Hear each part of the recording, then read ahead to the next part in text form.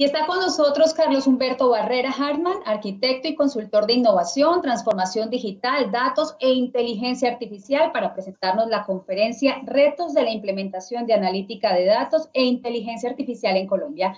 Carlos es ingeniero electrónico de la Pontificia Universidad Javeriana, con posgrado en creación de negocios electrónicos y especialización en inteligencia artificial y aprendizaje profundo.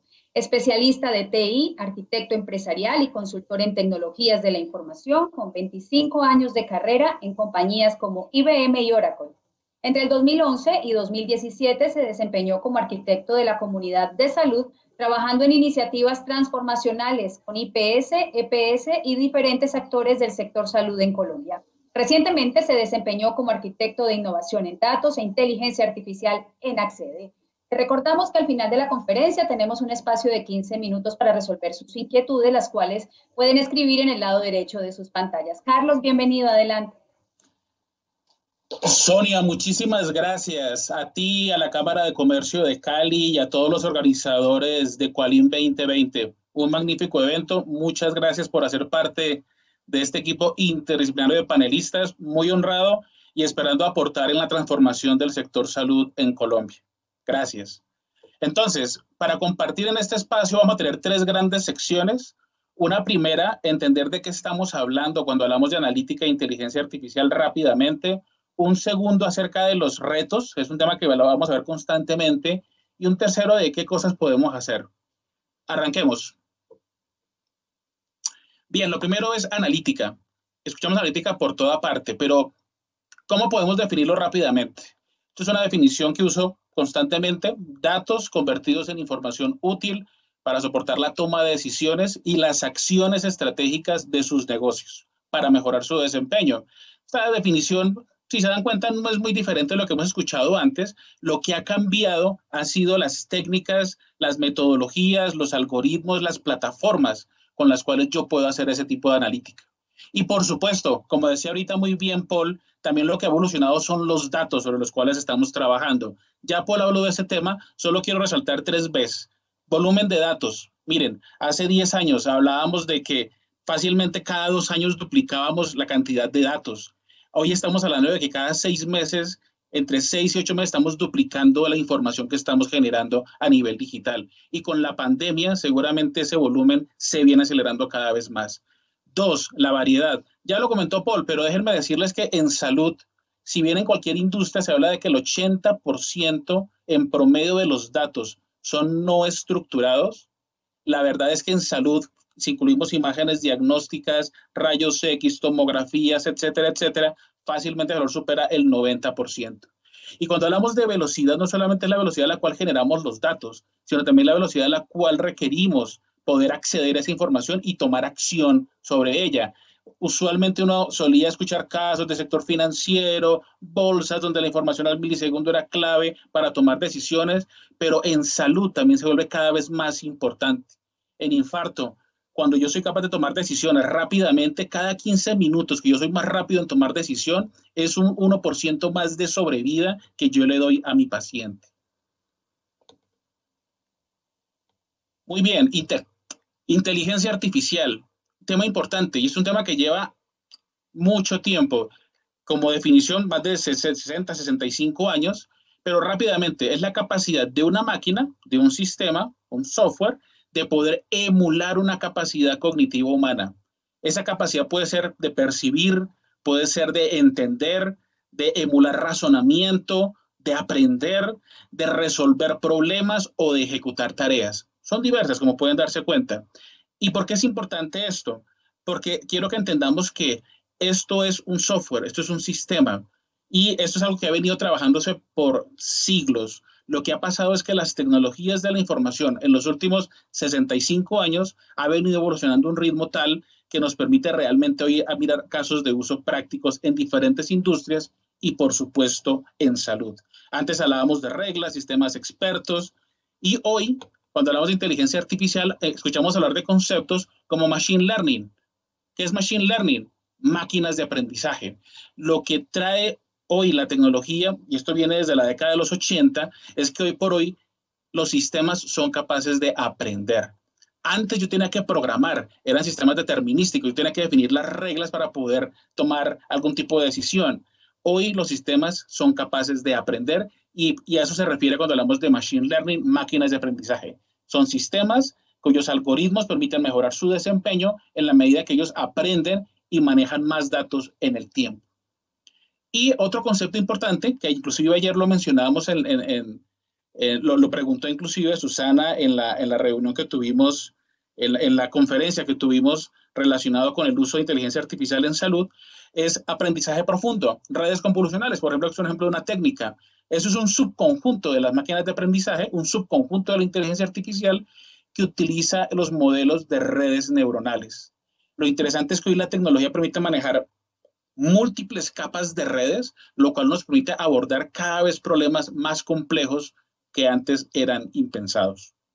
Bien, con esas aclaraciones vamos a un punto importante. Cuando hablamos de analítica, analítica es un término muy amplio, es una sombrilla muy grande y lo importante es empezar a entender qué tipos de analítica podemos manejar hoy en las organizaciones y también empecemos a pensar dónde creemos que podemos estar ubicados hoy en nuestras compañías. El primer punto, lo vemos acá, se llama analítica descriptiva. Y analítica descriptiva, si me permiten, voy a ampliar un poco para aquellos que de pronto están en un teléfono móvil. Analítica descriptiva se refiere a cómo uso los datos para hacer inteligencia de negocios. Esto es un concepto que hemos venido trabajando por décadas y es cómo utilizo la información, sobre todo datos estructurados, para tomar mejores decisiones, pero el ámbito en el cual nos hemos movido ha sido más que todo procesos batch, es decir, procesos que se ejecutan periódicamente, típicamente al final de cada día, para tener al siguiente día unos tableros de mando, unos reportes, unos cuadros de gestión con los indicadores principales, que en salud podrían ser relacionados con seguridad de paciente, con calidad en la atención, con eficiencia, satisfacción, indicadores financieros administrativos. Sin embargo, esto sigue siendo el mundo que hemos tenido en las últimas décadas. ¿Cuál es el siguiente paso? El siguiente paso le llamamos la analítica diagnóstica y fundamental. ¿Cuál es la diferencia o cuál es el siguiente paso que podemos dar ahí? En el primer punto, si ustedes recuerdan, veíamos procesos batch, traíamos información, pero básicamente estábamos respondiendo a la pregunta de qué pasó. ¿Cuál fue la ocupación de camas de la última semana, del último mes? ¿Cuáles fueron los ingresos de la última semana, del último mes, del día anterior? Miramos el qué pasó. Ahora con la analítica fundamental y diagnóstica yo puedo empezar a entender con base en esa información por qué pasó. Y más importante, ¿qué puede estar pasando ahora, en este momento, en tiempo cercano a real? Y por supuesto, cuando uno mira salud, se tiene multitud de oportunidades. Por un lado, la oportunidad de poder integrar esa información para temas como tener una vista completa de quién es mi paciente, una vista 360, o para temas de cómo yo puedo identificar grupos de riesgo. Por ejemplo, cuando el doctor Pablo Otero de EPS Sura nos hablaba de su experiencia, para ellos es crítico todo el tema de cómo gestiono el riesgo de mi población. Los datos se vuelven ahí críticos, poder identificar, poder segmentar, poder categorizar mi población. ¿Con el objetivo de qué? Poder identificar cuál es la población que tiene mayor riesgo para poder hacer actividades de promoción y prevención. Creo que todos sabemos que aquí se cumple el Pareto. 20% de la población consume el 80% de los recursos. E inclusive nos hemos encontrado en experiencias, en una caso tuvimos la experiencia, donde el 0.1% de la población fácilmente se llevaba el 8% del gasto en salud. Entonces el punto es promoción, prevención, que tiene una reducción, que tiene una consecuencia importante en reducción de costo, pero muy importante en calidad en la atención, en mejora en calidad de vida de las personas. Muy bien, detección de fraude, lo mencionó también Paul esta mañana, importante, y algo importante para mencionar acá, hay algo, un paso importante que tenemos que dar en salud y es empezar a incorporar dentro de nuestro análisis, dentro de nuestra analítica, la parte no estructurada de la información. ¿Qué quiere eso decir? Hoy para nosotros es relativamente cómodo trabajar con datos que residen en bases de datos, en columnas, en registros. Sin embargo, yo les comentaba, en salud fácilmente más del 90% de la información es no estructurada. ¿Qué quiere eso decir? Pues que un sistema de información no lo entiende. Cuando en una historia clínica un médico coloca antecedentes y síntomas en un campo abierto de la historia clínica, un sistema de información no sabe qué hay ahí. a menos que haga algún tipo de procesamiento. Igual pasa con notas de enfermería, igual pasa con prescripciones. A menos que esté en un campo estructurado, el sistema no va a saber qué hay ahí. Y ahí tenemos el 80-90% de nuestra información. Auditoría de cuentas médicas, mirar pertinencias, reducción de glosas, temas de predicción y optimización de suministros, oportunidades que podemos tener en esas etapas. Bien, vamos a la siguiente etapa. Analítica predictiva. Miren, aquí hemos visto a lo largo de estas sesiones algunos ejemplos de ese tipo de analítica y me ha parecido fascinante porque es cosas que ya estamos empezando a hacer en Colombia en estos temas. Les comparto algunas cosas, por ejemplo, predicción de patologías. ¿Cómo podemos predecir, por ejemplo, en Medtronic, un ejemplo muy interesante, cómo usando los wearables, los IoT, usando sensores que son capaces de medir la glucosa en todo momento, esos datos alimentan un modelo predictivo y ese modelo permitía hasta con 4 horas de anticipación cuándo la persona podía sufrir una hipoglicemia. ¿Con el objetivo de qué? De tomar acción antes de que ese evento ocurra. Otro ejemplo interesante, un hospital de Canadá. Ellos son capaces de tomar la información que fluye en tiempo real de los neonatos, de los infantes, y en tiempo real hacer analítica de esa información para poder detectar en un modelo predictivo cuándo hay un riesgo de que un infante adquiera una infección nosocomial. Lo interesante es que esa detección la puede hacer 24 horas antes de que ocurra. Y por supuesto, podríamos seguir en Citon, por ejemplo, predicción para poder, cuando tengo un paciente al frente, poder definir cuál es la posibilidad o la probabilidad de un reingreso hospitalario. En el caso de Citon, encontró que su población más vulnerable es la que sufría falla congestiva cardíaca. Y con ese modelo hoy son capaces de predecir esa población, tomar acciones preventivas, modelos de atención que permiten reducir y disminuir ese riesgo. Siguiente nivel, analítica prescriptiva. Si predictiva nos decía qué pasará, la prescriptiva nos indica qué debería estar haciendo. Y lo interesante es que esto también tiene un gran potencial cuando hablamos de medicina personalizada, porque es la posibilidad de poder cruzar quién es mi paciente, su historia clínica, sus antecedentes, su historia familiar, y cruzarlo con las mejores guías, las mejores prácticas clínicas, la evidencia científica. Y aquí podemos encontrar ejemplos, inteligencia artificial, por ejemplo, o esquemas de sistemas expertos usados para permitir recomendar cuál puede ser el mejor tratamiento para un paciente, ¿cierto? Y vamos al último nivel, que es analítica cognitiva, que es cuál es la respuesta inteligente. Es decir, ayer hablábamos justamente y nos compartían acerca de cómo haciendo inteligencia artificial, analítica de imágenes sobre rayos X, yo puedo tener una forma de, con un cierto nivel de confianza, una probabilidad, la probabilidad de que una persona sufra de COVID, ¿cierto? Pues bien, esto sigue creciendo. Ahora se viene trabajando en modelos de voz que permiten, a través de la tos, predecir también la posibilidad de que la persona tenga COVID. Y cuando hablamos de distanciamiento social, sistemas de inteligencia artificial hoy que permiten medir el distanciamiento social, como yo permito y mido que si cuando se incumple, pues ocurre alguna alerta para notificar y tomar acción. Y una cosa muy interesante, en época antes de y durante la pandemia, de cómo también se puede utilizar la inteligencia artificial, agentes conversacionales, para promoción, atención en salud, importante. En COVID, por ejemplo, muchas veces uno no sabe qué hacer, entonces cómo guiarlo. Cuando las cosas funcionan normalmente uno sabe cómo responder, pero recuerden lo que pasó, nos compartían hace 3 días de Sura, se escaló de 63,000 a 1,000,000 de llamadas. ¿Cómo escala uno a ese nivel? Agentes ayudando a responder ante los clientes, ante los usuarios. Pre-triage, ¿qué debo hacer? Quedarme en casa, ir a un ente de salud, esperar a que llegue un médico domiciliario. Y en última se vuelve una herramienta muy importante para un objetivo también en salud, que es cómo logramos empoderar al consumidor de salud para hacerlo consciente y cada vez más adopte mejores estilos de vida saludables. Muy bien, entonces, tengamos esto en la cabeza para empezar a pensar dónde creo yo que me encuentro en mi organización. Solamente quiero compartirles esto. Cuando hablamos de analítica cognitiva, realmente lo que ha ocurrido es que esto no es una escala lineal. Es decir, no es que su organización tenga que primero pasar por descriptiva para llegar a diagnóstica, diagnóstica para llegar a predictiva, no. Y una cosa muy interesante que está pasando hoy es que inteligencia artificial es una realidad hoy. está ocurriendo y los fabricantes, los clientes, las organizaciones lo están adoptando. Y lo que cada vez más vamos a encontrar es que en muchos de los productos que utilizamos hoy ya viene embebida inteligencia artificial. Hace 10 años Gartner hablaba lo difícil que era encontrar 10 tecnologías que usaran inteligencia artificial. Hoy lo que está ocurriendo es que es difícil no encontrar en nuestra cotidianidad tecnologías que utilicen y embeban inteligencia artificial.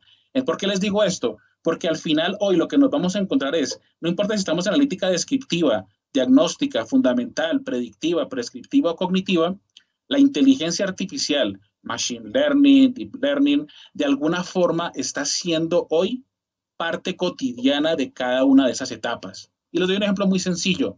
Analítica descriptiva. Escucharán un concepto que se llama analítica aumentada, que no es más que la oportunidad de que la misma persona de negocio pueda, sin depender de una capa intermedia de IT, poder acceder a la información y de forma natural, como estamos conversando ahora, poder tener respuestas a sus preguntas de negocio. Analítica aumentada.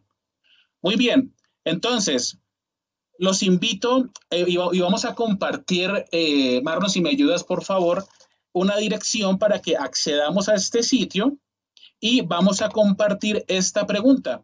Con base a esos niveles que hemos visto, aquellos que no reciban el link pueden ir a www.menti.com, usar este código que ustedes identifican acá y poder preguntar y poder responder esta pregunta. ¿En qué nivel de analítica ubicaría su organización? Con base en lo que hemos compartido, ¿cuál considera que es su nivel de madurez? Los invito a que contesten. No se preocupen, esto es confidencial, nadie va a saber quién respondió, pero es importante para poder entender en qué momento creemos que nos encontramos dentro de estos niveles. En la parte descriptiva, en la parte diagnóstica, en la parte predictiva, en la parte prescriptiva o en la parte cognitiva. Entonces los invito a que nos compartan su feedback. Y mientras nos comparten, no sé si ya, Marlon, compartimos el enlace. Y si no, vayan a este sitio, menti.com.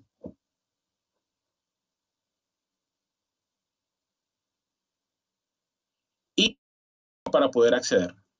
Mientras comparten, les voy a compartir, como hablamos de interfaces conversacionales, agentes conversacionales, les voy a compartir un pequeño video con un simple y un pequeño ejemplo. Mientras van contestando. Espero que escuchen. Dori, ¿qué nos puedes recomendar del coronavirus? Cuida tu salud y protege a los demás, lavándote las manos con frecuencia con agua y jabón. Si toses o estornudas, cúbrete la boca y la nariz con el codo flexionado o con un pañuelo. Mantén distancia de al menos 1 metro con las demás personas, en especial con aquellas que tosen, estornudan o tengan fiebre. Si tienes fiebre, tos y dificultad para respirar, protege a los demás con un tapabocas y solicita atención médica. Muy bien. ¿Quiénes más contestan? ¿Qué nivel de analítica se ubicaría su organización? Muy bien. Descriptiva principalmente, cognitiva. He visto durante estos días interesantes intervenciones. Ahora les comparto, en otras industrias, ¿qué es lo usual encontrar? Los clientes reconocen que típicamente se encuentran en la etapa descriptiva y buscan avanzar hacia la etapa fundamental y la etapa predictiva, ¿cierto? Ahora, eso no quiere decir, como les decía ahora, que yo no pueda afrontar una iniciativa predictiva así me encuentre hoy en la parte descriptiva. Al final lo importante es cuál es la visión de negocio que yo quiero ejecutar, cuál es el objetivo que yo quiero resolver y cuál es el resultado que yo espero. Muy bien, excelente, excelente. 10 segundos más para su última participación y continuamos adelante con el siguiente bloque. Excelente. Muy bien, perfecto. Si quieren pueden seguir participando. Por ahora, la conclusión que vamos encontrando es, creo que ese es todo el sentido. La mayoría reconocemos que estamos en la etapa descriptiva, algunos ya están en la etapa fundamental, diagnóstica, y algunos están hay uno en la parte prescriptiva y 2 en la etapa cognitiva. Excelente, felicitaciones, muy bien. Es importante reconocer dónde estamos para poder avanzar en el camino. Sigamos entonces. Y pueden seguir, por supuesto, aportando dentro de esta votación. Muy bien. Ahora bien, para finalizar este segmento, me gusta hacer este símil, porque no todos somos familiares con el tema de analítica, datos, big data, etcétera, etcétera. Entonces, imagínense cuando están manejando un carro, ¿cierto? A la parte descriptiva, la analítica descriptiva sería el equivalente a manejar mi carro mirando por dónde, por el retrovisor, porque estoy mirando el qué pasó, estoy mirando hacia atrás. La analítica fundacional, que es no solamente mirar por qué pasó, sino mirar qué está pasando ahora en tiempo cercano a real, será mirar por dónde. ¿Por dónde creerían? Posiblemente algunos dirán, sí, efectivamente, por el tablero de instrumentos. Miro los indicadores de cómo se está desempeñando mi carro en este momento. La analítica predictiva, ¿qué creen ustedes? Sería mirar por dónde en mi carro. Si algunos dicen por el panorámico, por el gran parabrisas, estoy de acuerdo con ustedes. Al final, predecir no es más que mirar qué es lo que hay adelante mío. En un carro, si yo no soy capaz de mirar por el retrovisor, realmente yo no estoy, perdón, por el panorámico, en realidad yo no estoy mirando el ahora. Yo lo que estoy haciendo es proyectarme hacia el futuro, hacia dónde debo moverme, de dónde debo girar, mantenerme aquí, cambiar de carril, ¿cierto? Perfecto. La prescriptiva, ¿a alguien se le ocurre un ejemplo de cuál sería un ejemplo de analítica prescriptiva cuando están manejando carro? Y si no, acá les doy una buena idea, ¿no? Waze, sí. Creo que ya pocos hoy nos movemos sin Waze, ¿cierto? Y Waze lo que hace es, usando los datos que recopila de miles de conductores que él puede censar a través de su celular, él puede ofrecerme recomendaciones de rutas y me da una sugerida para que yo pueda seguir el mejor camino para llegar a mi destino, ¿cierto? Y finalmente, cognitiva. ¿Cuál puede ser un ejemplo de analítica cognitiva? Pues muchas cosas se pueden ocurrir. De hecho, de alguna forma Waze utiliza modelos de Machine Learning para ir aprendiendo cuál puede ser la ruta para mi favorita para poder ir de un lugar a otro. Algún otro podría decir un vehículo autónomo. Qué bueno, ¿no? Alguien que pueda tomar la acción, ya no solamente yo manejar, decidir por dónde voy, sino inclusive pueda llevarme hasta allá.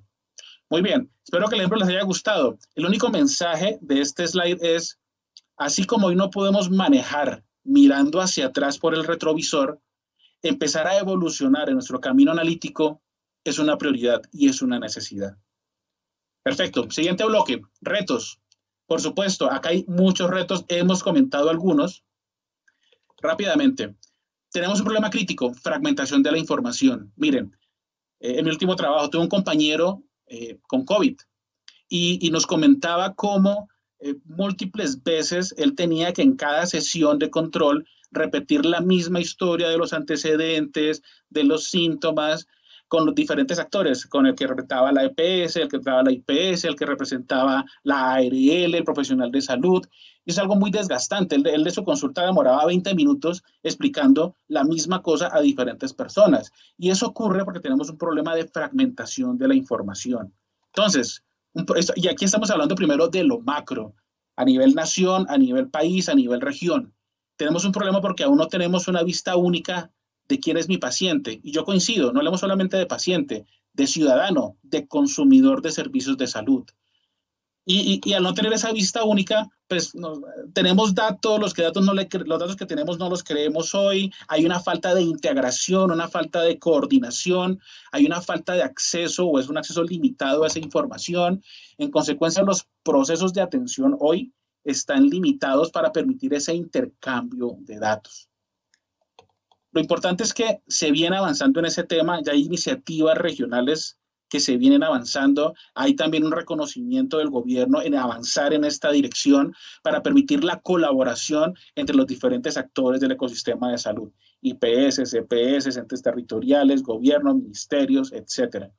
Y por supuesto hay desafíos, como todo, no solamente esto no es un tema técnico, porque realmente la interoperabilidad técnica está resuelta, es decir, hay estándares definidos, hay una organización que se llama la IHE, Integrando la Información en Salud, que define esos estándares y define inclusive la posibilidad de poder, no solamente a nivel técnico, sino también a nivel semántico, de poder definir cuál es el contexto de esa información, qué significa esa información. En consecuencia, si bien hay desafíos relacionados con privacidad, con temas de semántica, con temas de reconciliación de datos, etcétera. Creo que aquí el principal desafío es realmente cómo nos ponemos de acuerdo en unos estándares, en unos modelos de negocio que permiten y viabilicen este modelo de interoperabilidad. Esto es solamente un ejemplo de un modelo, se llama interoperabilidad centralizada, pero en realidad uno puede tener diferentes modelos. Aquí lo que hacemos es que los diferentes actores, y perdón que se me fue el pointer, aquí lo que tenemos es que diferentes actores, hospitales, IPS, prestadores, laboratorios clínicos, imágenes diagnósticas, también agreguemos entes territoriales, ministerios, etcétera, pueden compartir información en un repositorio donde comparten la información mínima en salud, crítica y sensible para poder tomar decisiones. ¿Y esto por qué es importante? Porque al final esto es información muy útil para las IPS, para las EPS, para las ARLs, para nosotros como consumidores de salud, porque al final es tener una vista integrada de quiénes somos, de cuáles son nuestros factores de riesgo, de cuáles son nuestras dolencias, nuestros síntomas, nuestras enfermedades, y con eso poder tomar mejores acciones, poder planear mejor cuáles son los recursos que debemos tener en salud para poder atender a esa población. Muy bien, pasemos de lo macro a lo micro, empresarial. ¿Qué pasa en las empresas? Esto es una encuesta de Harvard Business Review. ¿Qué ocurre? 2 de cada 3 decían, sabe que yo tomo decisiones, pero en realidad lo tomo sin datos. Muchas veces no confío en los datos que me llegan o no los tengo, entonces confío es en mi estómago, ¿cierto? Eso es otra encuesta también de Harvard Business Review. 80% de las empresas hoy son incapaces de colaborar sobre datos comunes y 9 de cada 10 reconocen que requieren de datos más rápidos y analítica para poder competir. El 84% reconoce que la fragmentación de los datos en sus organizaciones es un problema. Ahora bien, ¿qué ocurre en Colombia? Esto es un estudio del Observatorio de Economía Digital de Colombia. Este es del 2018, o sea, publicado en 2018, pero con datos del 2017. Y si ustedes se dan cuenta, el reconocimiento de Big Data, inteligencia artificial, realmente es muy bajo en adopción. Ahora, esto obviamente no tiene toda en cuenta el fenómeno del COVID, pero si uno mira, por ejemplo, el reporte, pues mirar, por ejemplo, a nivel nacional, 5% de adopción. Solamente las grandes empresas llegan al 17%.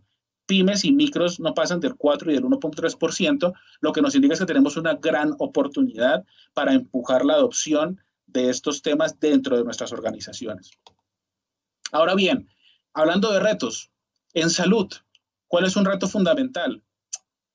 Así como hablamos de interoperabilidad y desintegración de información a nivel macro, también tenemos ese problema a nivel micro en nuestras organizaciones. ¿Por qué? Nos encontramos típicamente con información clínica, información financiera, administrativa, recursos humanos, supply chain, etcétera, etcétera, cada uno con, si los llegan a tener, si los llegamos a tener, con modelos, con warehouses, con bodegas de datos, pero islas por negocio. ¿Cuál es el objetivo y cuál es un deseable? ¿Cuál es un reto? Que esa información se integre para tener una vista integrada analítica. Eso permitiría poder responder preguntas importantes. Cuando tengo un paciente al frente, ¿cuál es el tratamiento más costo efectivo para este paciente? ¿Por qué? Porque sencillamente mis datos me indican que este es el tratamiento que mejor funciona, no solamente porque la guía clínica lo define, sino porque también he visto que ese tratamiento funciona en el ámbito de los pacientes que he atendido. ¿Cuál es el desenlace clínico esperado? ¿Cómo puedo optimizar el personal de salud y los suministros para atender? ¿Parece una locura? No. Hoy hay muchas empresas hoy que lo hacen. Heisinger en Estados Unidos lo hace. Ellos cuando reciben un paciente, con base en su perfil clínico, son capaces de entender cuál es el tratamiento más costo efectivo para ese paciente y cuál es el desenlace clínico esperado. Ahora bien, otro reto fundamental, y lo hablábamos antes, los datos no estructurados. Aquí tenemos un gran reto, porque como decíamos, estamos acostumbrados a manejar la información estructurada que reside en bases de datos, pero cuando empezamos a integrar información, imágenes médicas, pero no hablamos ni siquiera todavía de imágenes médicas, hablemos de notas de enfermería, notas de médico, anamnesis, notas de alta, ese tipo de información no la estamos explotando como se debiera. Y ahí estamos dejando una información muy valiosa, el 90% de nuestra información, para poder modelar, por ejemplo, población en riesgo, factores de riesgo, predicciones. Entonces, acá tenemos una gran oportunidad. Ahora bien, El mayor reto que tenemos, y esto también se reconoce en una encuesta que hizo Robin de Review, más del 90% decía, el mayor reto que tenemos hoy en la implementación de una cultura orientada a los datos tiene que ver con la cultura empresarial. Y aquí les comparto a Einstein, el mundo no se puede cambiar si no cambiamos nuestra forma de pensar. Yo lo veo de otra forma, no podemos abordar los problemas del hoy con el pensamiento de ayer. Necesitamos elevar nuestro nivel de conocimiento. Y por eso va mi siguiente pregunta. ¿Cuál crees son los mayores retos en la implementación de la analítica en Colombia? De nuevo, esto es una pregunta abierta. Ahí la sugerencia es, definan. Escriba mínimo 1, máximo 3, desde su organización, desde su punto de vista, ¿cuál cree son sus mayores retos en implementar la analítica, la inteligencia artificial en Colombia? Y mientras me contestan esta parte, les voy a compartir algo que me parece interesante. La inteligencia artificial está ocurriendo a un ritmo que no esperábamos. Y la verdad es que está abriendo muchas oportunidades. Hablamos de telemedicina. Lo que les quiero compartir es un video mientras me contestan esto. Mismo enlace, ya deben estar disponible esta encuesta, por favor. Retos, un mínimo 1, máximo 3. Les voy a compartir rápidamente esto. Disculpen, no fue el mejor video, estaba recién levantado, estaba despeinado, pero no me interesa el look, lo que me interesa es que vean la oportunidad. Y no voy a decir nada.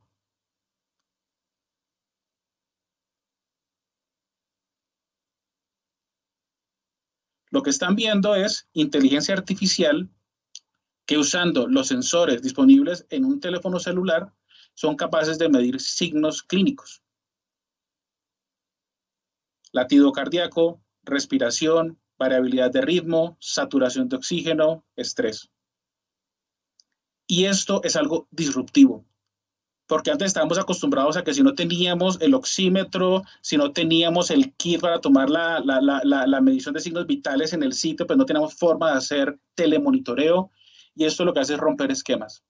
Porque hoy está al alcance de cualquiera un celular, tenemos más celulares que habitantes en Colombia y en el mundo, y es cómo poner al alcance de cualquiera la telesalud, la telemedicina, el telemonitoreo. Muy bien, ¿cómo vamos con la encuesta? A ver, ánimo, necesitamos encuesta, votación, ¿cuáles son sus retos que están viendo la implementación de la analítica en salud en Colombia? Aquí estamos viendo ya el resumen, demora más o menos 1 minuto en tomar los signos y luego hace el resumen después de tomarlos. Muy bien, ¿cómo vamos? Los animo a que participemos.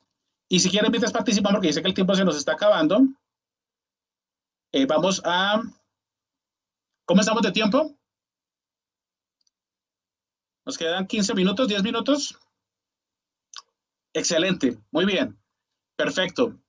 Entonces, gracias, importante su participación. ¿Cuál crees son los mayores retos en la implementación desde su perspectiva? De nuevo, esto es anónimo, nadie va a saber quién puso el comentario, pero es muy importante conocer esto.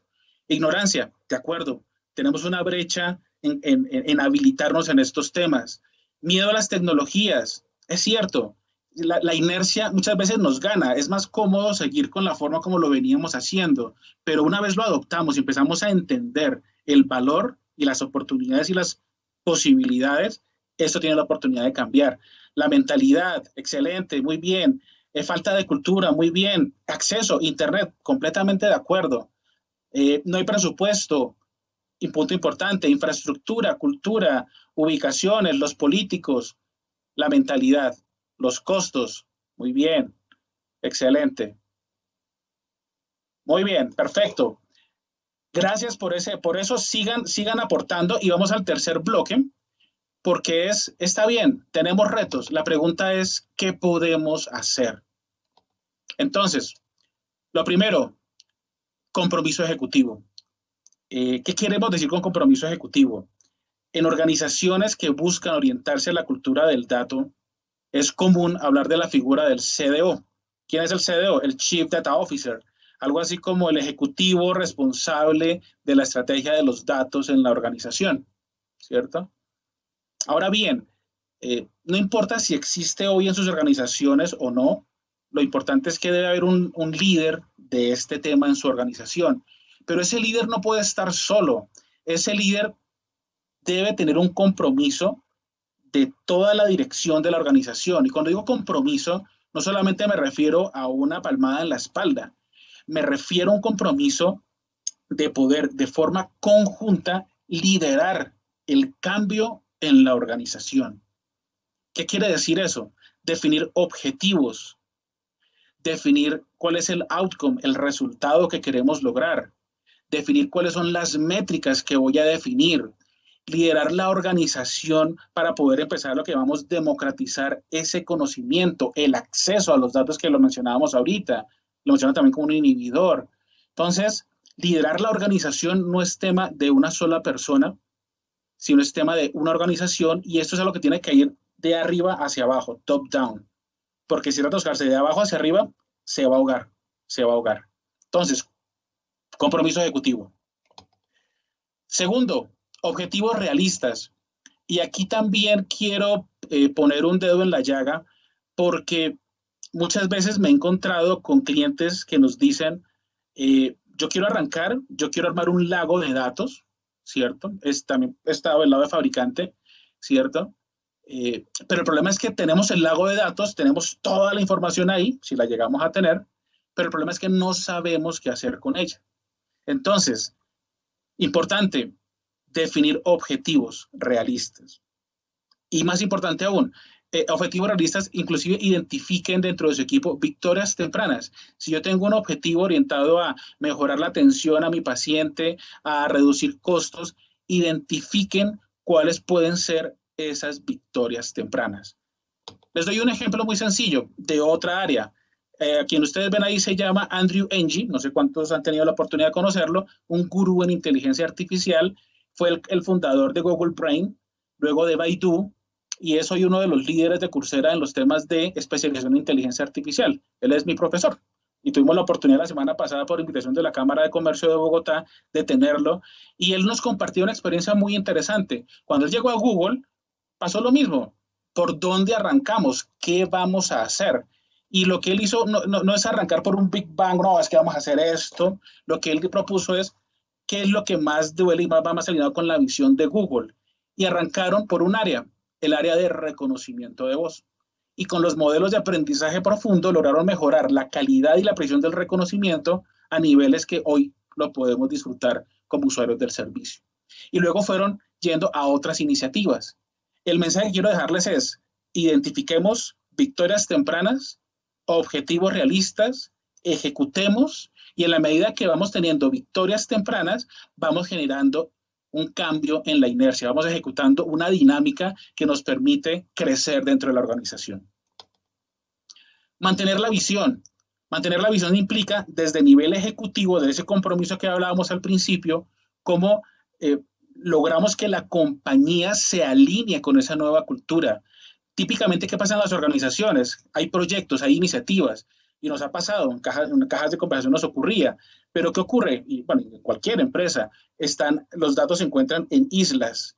Entonces, el dueño de estos datos es el financiero y él es su responsabilidad, es accountable por esa información y a él le cuesta mucho compartirla. Si no hay un liderazgo desde arriba, alguien que sea capaz de mantener esa visión y alinear la organización, va a ser muy difícil. Hay que romper las islas, hay que democratizar el conocimiento, hay que facilitar la colaboración y hay que mantener el rumbo. Por supuesto, plataforma tecnológica es importante, no cabe la menor duda. Es un habilitador, no es el más importante, pero hay que tenerlo en cuenta. Y cuando hablamos de vista integrada, pues obviamente estos son retos, ¿no? Porque, claro, es fácil hablar de, sí, la vista integrada, vista 360 de paciente, integrando información clínica, administrativa, financiera, laboratorio, etcétera.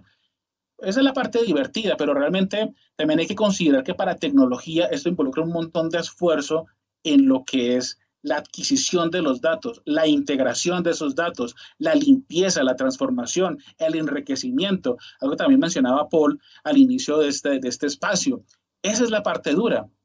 Y aquí lo interesante es cómo partiendo, y aquí la sugerencia es, identifiquen dónde están ahora a nivel también de tecnología, a nivel de arquitectura, e identifiquen dónde quisieran estar, con base en los objetivos y en las métricas que han establecido.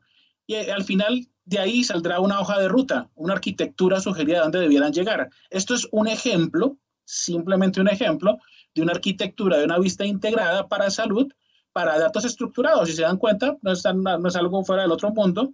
Sin embargo, lo que quiero decirles con esto es, dependiendo del problema que ustedes quieran resolver, posiblemente haya componentes que acá no se encuentran. Lago de datos, información que fluye en tiempo real, enriquecimiento, analítica, capa de descubrimiento. Eso solamente es un ejemplo, pero es un ejemplo para decirles, tenemos que pensar hacia dónde queremos llevar nuestra organización, diseñar una hoja de ruta alineada con los objetivos y los resultados que esperemos en esas diferentes fases. Y por supuesto, no se preocupen, no va a haber quiz de este slide. Esto es solamente, es una visión ampliada de la que les compartió Paul antes. Esto es una vista de cómo luce el horizonte de proveedores y tecnologías relacionadas con infraestructura, con analítica, con aplicaciones en datos e inteligencia artificial. Por supuesto, no hay mente humana que pueda analizar todo esto, pero lo que sí quiero decirles como mensaje de qué hacer es, también es importante que miren qué está pasando afuera, miren experiencias, miren proveedores, porque muchas veces nos ocurre que por la comodidad de seguir con los mismos proveedores con los que estamos, no nos damos la oportunidad de mirar qué está pasando afuera y de pronto apropiarnos de otras organizaciones que están haciendo cosas muy interesantes que podríamos traer y acelerar dentro de nuestra organización. Ese es el mensaje con este slide. Finalmente, recurso humano. Miren, dejo para lo último lo más importante. Hay un libro que les recomiendo que dice por qué fallan las transformaciones digitales, ¿cierto? Y la falacia de la transformación digital. Y es que muchas veces no le damos el valor que es al recurso humano. Y esto lo pongo así para enfatizar un punto que es la importancia de los equipos multidisciplinarios. Esto no es un esfuerzo solo del director médico, solo del personal de salud, tampoco es un esfuerzo solamente de los equipos de datos, de analítica. Por supuesto, una organización puede tomar la decisión de tercerizar, contratar un proveedor externo que tenga el conocimiento y que le ayude a resolver sus iniciativas, sus objetivos. Y de todas formas, para aquellas organizaciones que se preguntan, ¿sabe qué? Para mí es algo estratégico, quiero invertir no solamente en recursos, sino también en recurso humano, en equipo. Les voy a compartir, bueno, eso también es una realidad, ¿no? En época de pandemia, pues el recurso humano ya no tiene que estar físicamente pegado a mi lado. Ahora puede estar disponible de forma remota en cualquier también lugar del mundo, ¿no? Pero muchas me preguntaban, bueno, ¿cómo luce un equipo si mi organización está dispuesto a invertir en un recurso humano para iniciativas de analítica, de inteligencia artificial, de Big Data? Entonces, más o menos luce algo así. Y esto más o menos también, digamos, complementa lo que mencionaba Paul esta mañana. Es decir, hay diferentes dominios, y de pronto ustedes lo pueden ver acá, ¿cierto? Está el dominio de Machine Learning, máquina de aprendizaje, dominio de visualización, que lo mencionó muy bien Paul esta mañana, el dominio de Big Data, la persona que conoce muy bien de la parte de computación científica, está el desarrollador, la persona que conoce de inteligencia de negocio, de cómo hacer todo ese proceso de extracción, transformación, limpieza de los datos.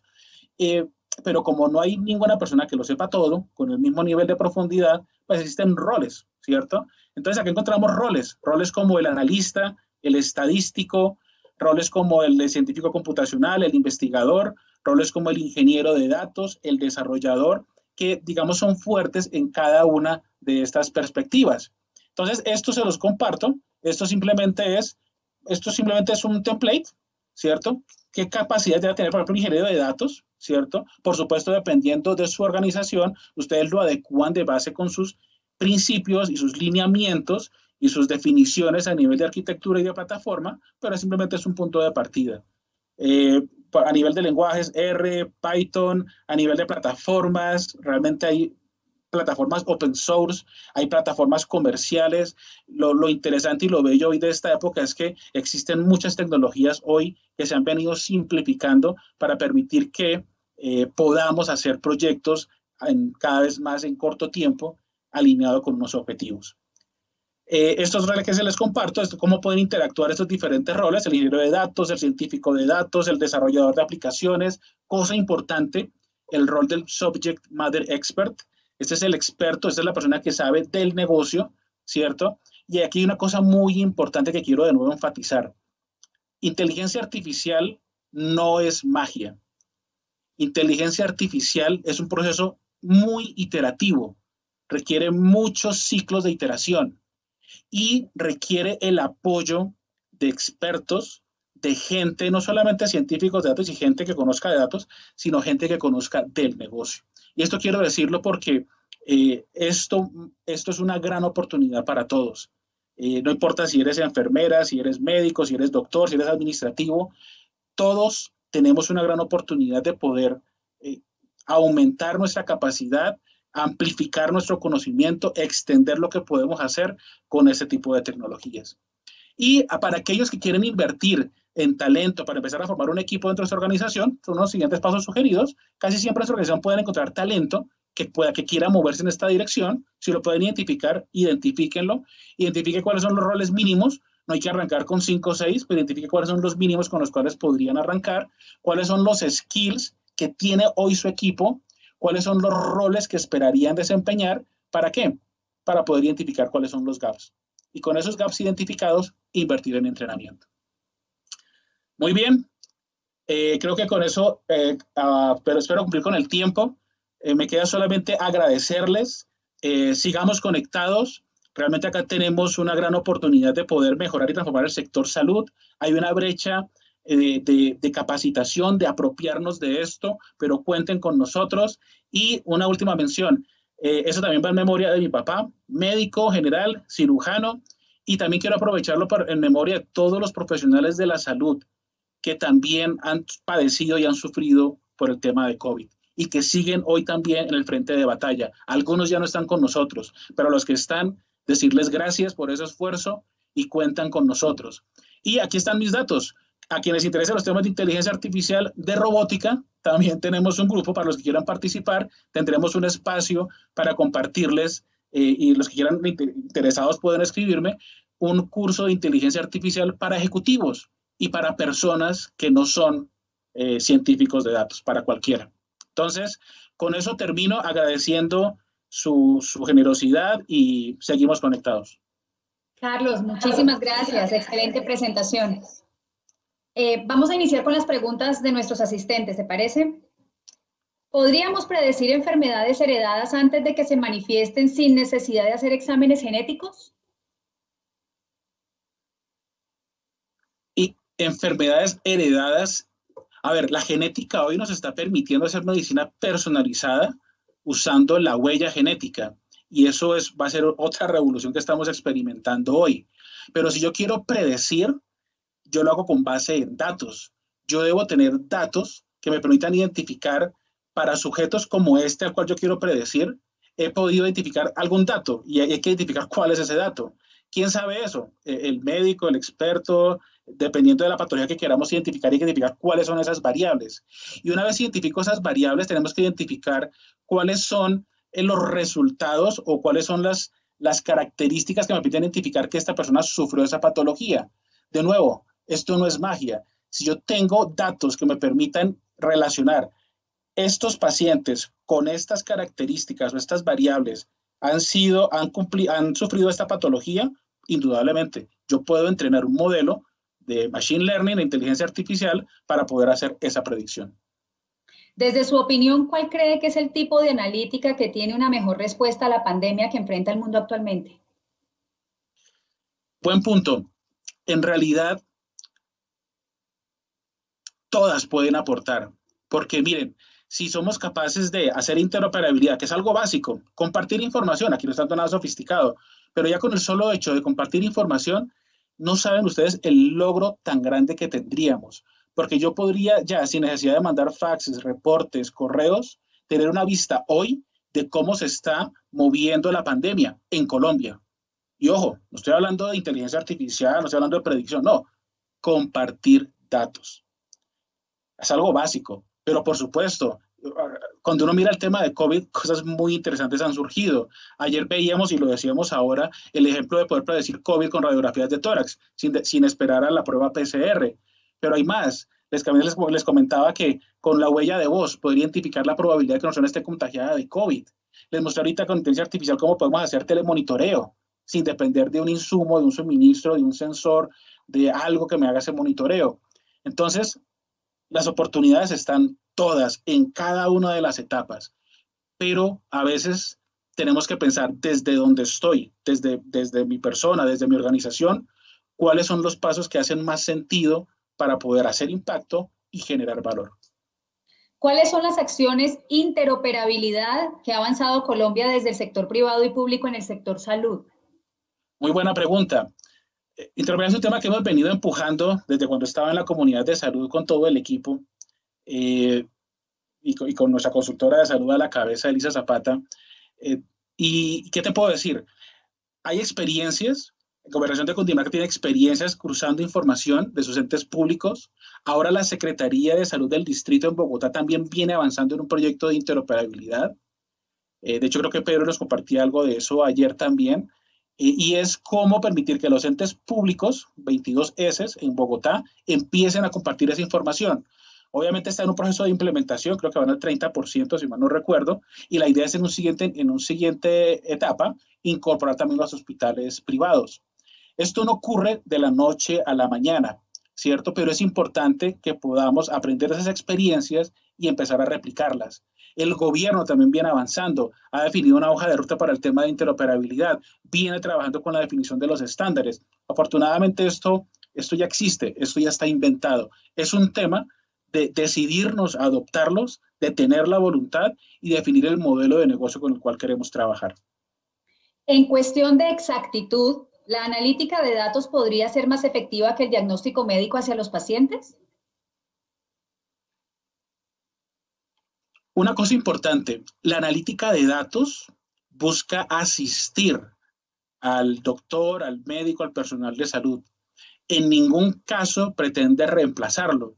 Por eso ustedes ven el tema de las probabilidades. Y así uno se encuentra una probabilidad del 100% o 95%, tampoco quiere decir que eso automáticamente socave el juicio del médico. Y eso es importante. Es decir, uno puede tener modelos analíticos, pero los modelos analíticos no son perfectos. Recuerden esto, todo eso tiene que seguir iterando, seguir mejorando, lo cual llega a un punto importante, la relevancia y la importancia del ser humano, del personal de salud, del médico, de la enfermera, en la toma de decisiones final. Entendiendo la barrera que genera la estructura de los datos clínicos, ¿cuál cree que es el camino para avanzar en la recolección de datos clínicos que permita avanzar en la aplicación de inteligencia artificial? Muy buena pregunta, pero en realidad es una pregunta de depende. Depende de qué problema quiero atacar, qué quiero resolver.